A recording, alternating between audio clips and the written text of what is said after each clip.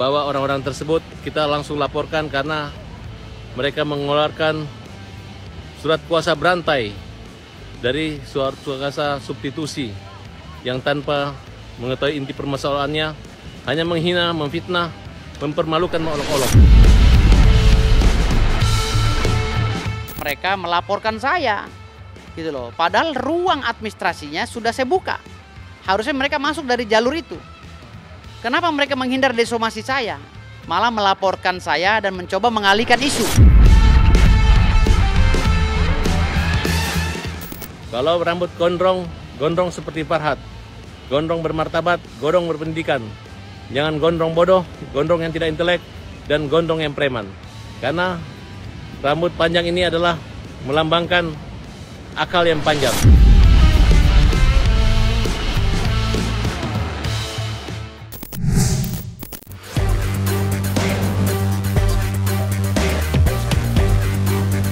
Kasus dugaan penipuan yang menyeret nama dua pengacara kondang Elsa Sharif dan Farhat Abbas kini telah memasuki babak baru.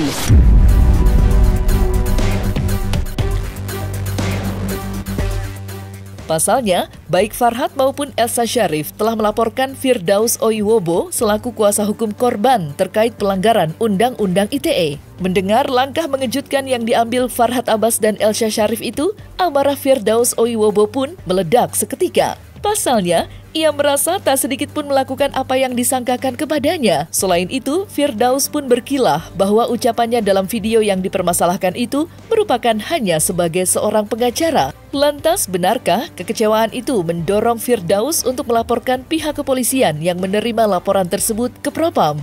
Serta benarkah pula Firdaus sudah melaporkan balik Elsa Sharif dan Farhat terkait dugaan prasangka palsu?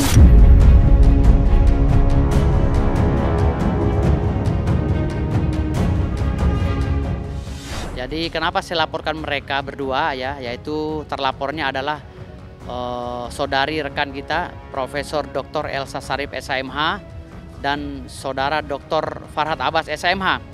Karena mereka telah melaporkan saya terlebih dahulu ya ke Polres Jakarta Selatan dan Polres Jakarta Utara. Kenapa? Karena mereka melaporkan saya. Gitu loh. Padahal ruang administrasinya sudah saya buka. Harusnya mereka masuk dari jalur itu. Kenapa mereka menghindar dari somasi saya?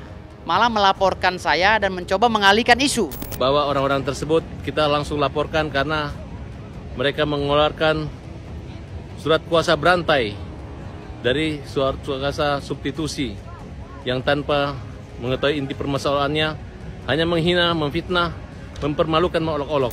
Kan hak saya sebagai penerima kuasa untuk mensomasi. Hak saya ini sebagai penerima kuasa membuka administrasi hukum, pidana maupun perdata. Jawab di sini. Bukan malah cari pembenaran melaporkan saya. Laporannya obskur lagi. Laporannya laporan cacat formil kan gitu. Kamu telah melanggar hukum. Mana ada somasi terbuka mempermalukan orang ya. Mana ada baru kirim surat somasi. Kemudian langsung melaporkan. Langsung marah-marah, langsung memfitnah tanpa nunggu klarifikasi. Itu bukan pengacara. Itu mah tukang tagih jalanan ya. Tolong. Jangan panik. Jangan panik, teriak panik ya. Sebentar lagi kebrutalanmu dan diketahui oleh Indonesia dan Indonesia menonton kamu, menonton kebodohanmu yang banyak sekali profesi, mengaku wartawan, mengaku orang kaya, mengaku konstruksi hukum, mengaku aja, sedangkan orang tahu kualitas dari cara berbicaramu. Ya, koboi gondrong cengeng. Jangan aku koboi kalau cengeng. Koboi gondrong cengeng. Jangan aku koboi kalau cengeng. Jangan teriak cengeng kalau cengeng. Panik, panik, panik, kabur sana, kabur sana. Mereka berdua, karena mereka tidak menghargai administrasi hukum yang secara yuridis saya buat gitu loh. Dan saya ajukan kepada mereka. Dan saya sangat kecewa sekali dengan tindakan arogansi yang dilakukan oleh saudara Farhat Abbas. Ya, kenapa? Karena saya sudah japri loh ke beliau.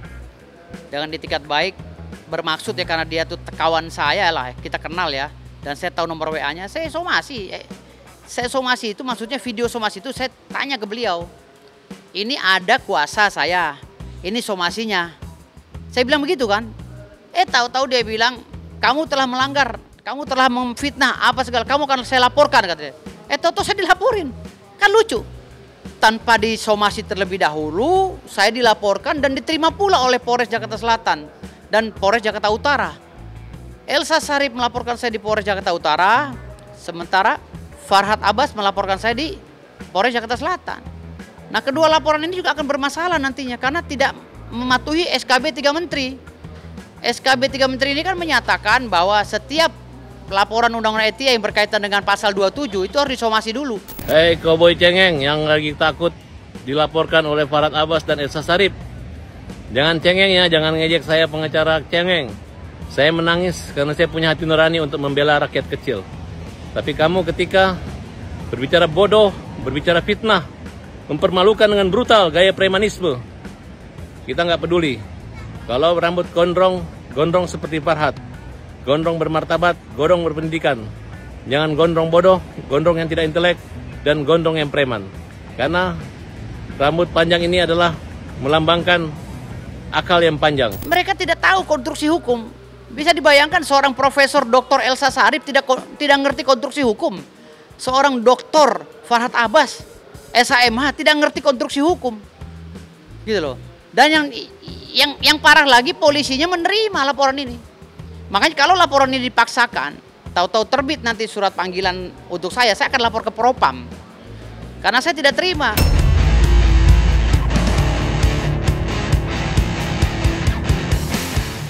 Sementara itu, kasus dugaan penipuan yang menyeret nama Farhad Abbas dan Elsa Syarif tidak hanya mengagetkan, tetapi juga membuat publik bertanya-tanya tentang apa yang sebenarnya terjadi di belakang layar. Siapa yang benar, siapa yang salah, masih melebur menjadi satu dalam misteri. Di satu sisi, pihak Firdaus berulang kali menegaskan bahwa kliennya telah diperas habis oleh Farhad dan Elsa.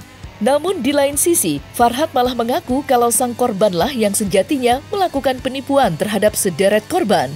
Apalagi jika mengingat kerasnya sikap Elza dan Farhad yang diketahui berseberangan dalam polemik kasus Vina. Belum lagi kini telah muncul Firdaus Oiwobo yang terus menekan keduanya untuk segera beritikat baik. Lantas seperti apa penjelasan kedua belah pihak tentang polemik dugaan penipuan itu? Dia mengelabui klien kami seakan-akan uang itu untuk diselamatkan agar tidak disita oleh Polda Metro Jaya dan Jaksa, Polda Jawa Timur dan Jaksa. Dia bilang, hati-hati Bu, uangnya jangan simpan di rekening, nanti diambil oleh polisi dan Jaksa. Lebih baik disimpan di rekening kami. Setelah ditransfer mereka minta lagi uang operasional, ya, pengacara, jasa hukum pengacara 3 miliar. Dengan katanya untuk mengurus pra-peradilan daripada si tersangka ini yang saat itu tersangka sekarang sudah bebas. Tidak terbukti bersalah klien kami. Jadi pada saat itu dia ditakut-takuti. Ibu, suami ibu di dalam penjara, lebih baik aset ibu semuanya dialihkan ke kami agar menyelamatkan, agar ibu tidak disita oleh Polda Jawa Timur dan tidak disita oleh Kejaksaan Jawa Timur. Jadi tindakan-tindakan ini tindakan yang luar biasa. Tindakan yang mengelabui dengan siasat jahat antara si Farhad Abbas, ya, diduga antara Farhad Abbas dengan si Elsa Syarif. Di kolaborasi mereka berdua nih, selalu kolaborasi. Gitu loh. Nah mereka ini seakan-akan lawan, tetapi nggak tahu kawan di komplotan.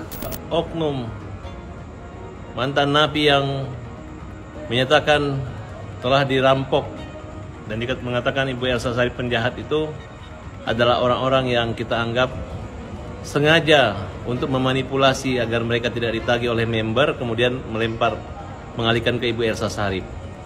Udah banyak orang-orang yang diberi kuasa untuk menagih, baik secara surat maupun mereka datang berdemo, kemudian mereka mendapat surat kuasa, ada yang tagihannya 55 miliar, ada tagihannya 80 miliar, 69 miliar, dan 100 miliar.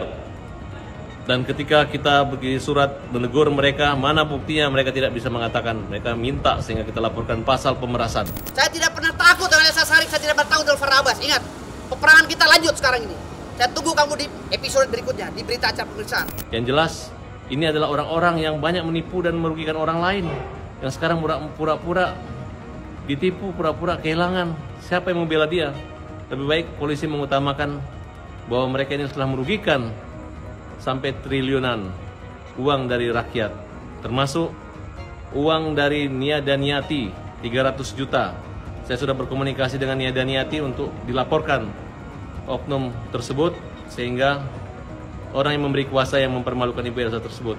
Sehingga kita mulai dengan babak baru bahwa mereka harus dihukum dan jangan maling teriak maling. Nah, nanti apakah nanti Bu Elsa mengatakan bahwa ini adalah jasa hukum dan lain sebagainya, nanti kita tinggal buktikan di penyidikan. Ya, apakah benar uang yang masuk dalam rekening Ibu Elsa ini adalah jasa hukum atau ternyata ada uang lainnya. Nah, nanti tinggal kita adu bukti aja. LP selanjutnya ini kartu truf. Ya, kartu truf tidak bisa saya buka, nanti suatu saat akan terbuka. Tapi saya masih lihat dulu itikat baik mereka berdua, bertiga nih. Itikat baik mereka bertiga, ya, mudah-mudahan ada. Ya, mudah-mudahan mau duduk bersama-sama, khususnya Profesor Dr. Elsa Syarif, ya, Bunda Elsa Syarif dan Vidi Galenso Syarif. Mau duduk bersama dengan klien saya, bagaimana cara penyelesaiannya. Tapi kalau mereka berdalih bahwa ini adalah uang jasa hukum dan lain-lain, ya saya meminta. Kalau pasal 21 dimaknai sebagai uang yang masuk itu adalah uang mereka, ya nggak bisa dong. Kan pasal 21 itu jasa hukum harus tertuang. Berapa nilainya? Kalau nggak ada nilai yang tertuang, ya itu uang orang lah dititipin ke mereka. Apalagi ada pernyataan dari klien saya bahwa itu uangnya. Tidak ada uang jasa hukum dari klien saya untuk Elsa Syarif dan Vidi Galenso. Gitu. Apalagi Farhad Abbas. Nggak ada. Itu murni uangnya. Makanya sekarang saya bilang daripada mereka itu berdalih terus, capek, lebih baik duduklah bersama-sama. Gitu. Saya juga nggak mau mengganggu Farhad Abbas kok. Saya nggak mau mengganggu Bunda Elsa Syarif. Tapi kalau mereka ganggu saya tidak akan pernah mundur. Saya lawan terus. Saya orangnya nggak pernah mundur, kan saya bilang. Farhad Abbas mau berlaga apapun saya hadapi. Farhad Abbas mau berlaga apapun saya hadapi.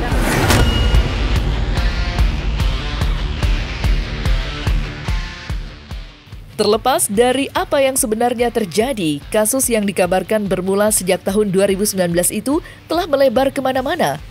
Iya, di pertengahan jalan konflik tersebut, Elsa sempat pula dikabarkan kecewa berat hingga mendorongnya menunjuk Rasman Arif Nasution sebagai kuasa hukum menggantikan posisi Farhad Abbas. Lantas, seperti apa masukan Rasman untuk Elsa Syarif dan Farhad Abbas? Serta bagaimanakah pula reaksi Rasman Arif Nasution menyaksikan laporan terhadap Elsa Syarif telah resmi dibuat? Saya sedang berupaya untuk bagaimana mencari jalan menyelesaikan ini. Tapi karena saya lihat saudara FA ini kepanasan dan Bu Elsa ini kasihan saya, jujur ya, sampai Kak Elsa itu ya meneteskan air mata lah. Nah, kenapa dia merasa bahwa dia tidak melakukan seperti apa yang ditanya. Tetapi terlepas dari situ semua, saya tentu tidak mengikuti perkembangan ini. Nah, karena mungkin saya tidak begitu serius ngurusi ini, karena saya sibuk urusan saya, sibuk juga urusan Vina Eki dan klien-klien saya yang lain. Nah, tiba-tiba nongol lah itu Firdaus. Oiwobo, ya kan? Nah, di situ saya lihat sebut angka, sebut nama dan lain-lain. Besoknya saya dengar dia dilaporkan oleh oknum pengacara. Nah, kemudian dia juga bilang, saya akan laporkan saudara, kalau nggak salah hari ini. Tapi bukan di Polda dia bilang, dia akan laporkan di Bareskrim. Nah, saya nggak tahu lanjut atau tidak itu. Tapi prinsip dasar hukumnya adalah, itulah.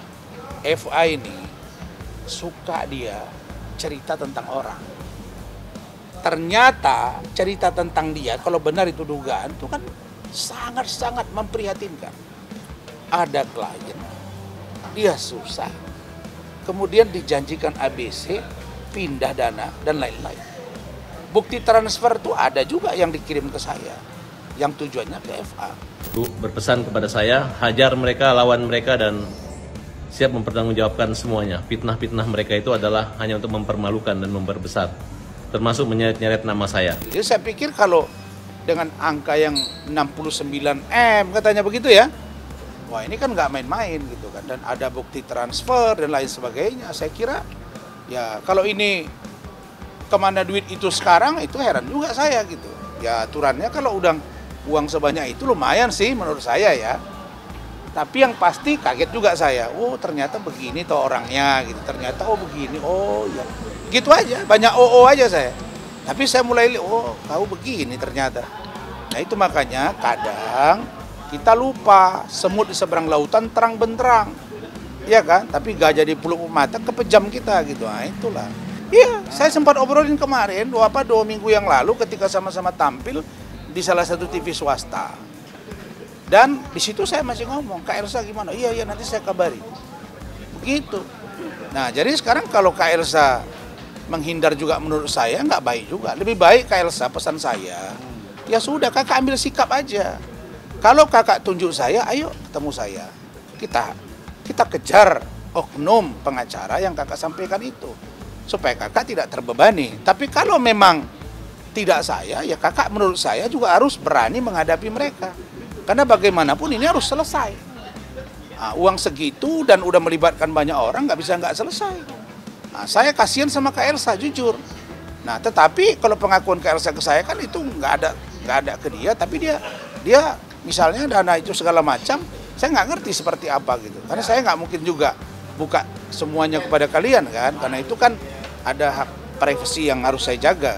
Tapi menurut saya ini yang sedang ditagih ini 2 orang. Ada Kak Elsa, ada FA. Nah lalu bagaimana? Ya sudah, nggak ada pilihan lain, FA sama Kak Elsa duduk. Nah, atau saling membuktikan bahwa bukan dia yang menerima. Bisa FA bilang bukan saya, buktikan. Bisa Kak Elsa bilang bukan dia, buktikan. Gitu. Kalau ini nggak selesai, saya yakin ini akan berkelanjutan. Artinya jangan orang yang tidak jahat jadi penjahat. Tapi orang yang harusnya baik nggak apa-apa, tiba-tiba karena kekuasaan jadi penjahat dan dibiarkan penjahat itu.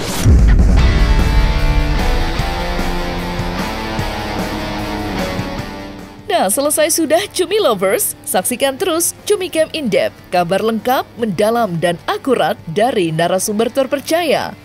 Dan jangan lupa untuk like, subscribe, dan juga share channel YouTube Cumi Cumi.